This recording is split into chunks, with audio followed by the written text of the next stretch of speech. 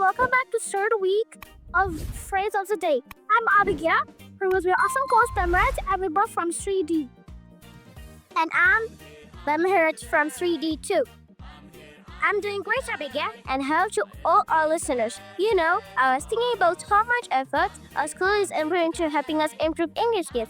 There's really so much happening. From DB programs to free talk sessions, there's a lot of ways we can encourage to use English every day. Yes, and one of the programs we really excited about is daily phrase programs, right? It's part of a large strategic plan to boost language development. I think it's making a big difference. Each week we saw 5 phrases, and it's a good way to add useful expressions to our conversations. Absolutely. I love that these day phrases aren't just for students, but for everyone in the school community. It feels like we're all learning together, and that makes it really motivating. So let's dive into week 3's phrases, shall we? Yes. Carry on. Alright, so carry on means to keep on going or continue doing something, especially in challenge situations. For example, if you're in the middle of a difficult project and feel like giving up, someone might say, carry on, you're almost there. It's a praise of encouragement.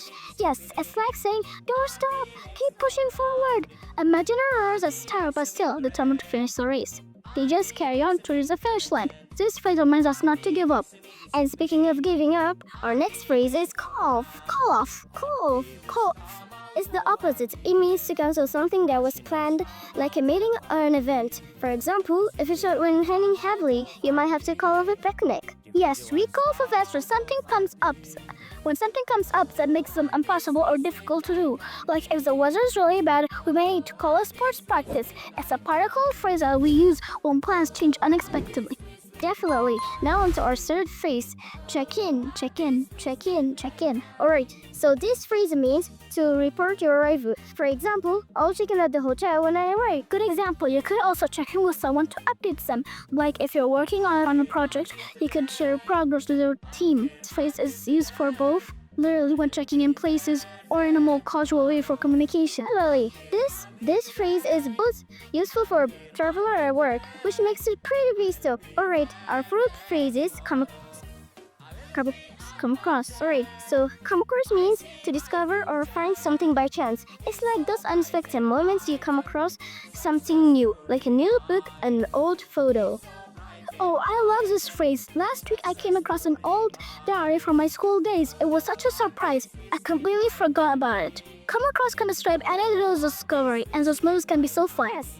It's like it really captures those little surprises we experience in life. Alright, our last and fifth for week third is count on others.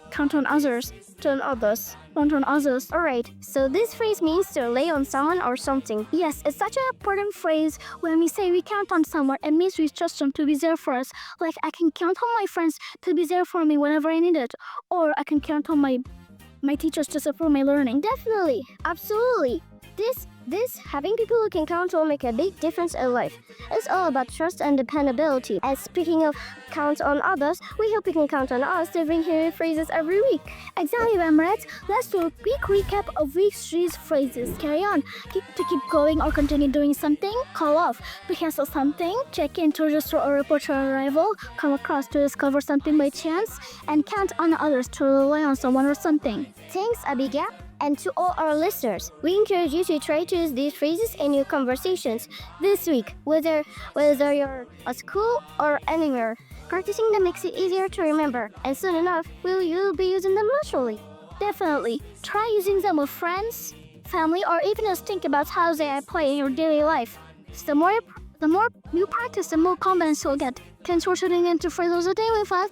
Thanks you everyone. We will be back with more phrases to keep your English growing. Until then, keep learning.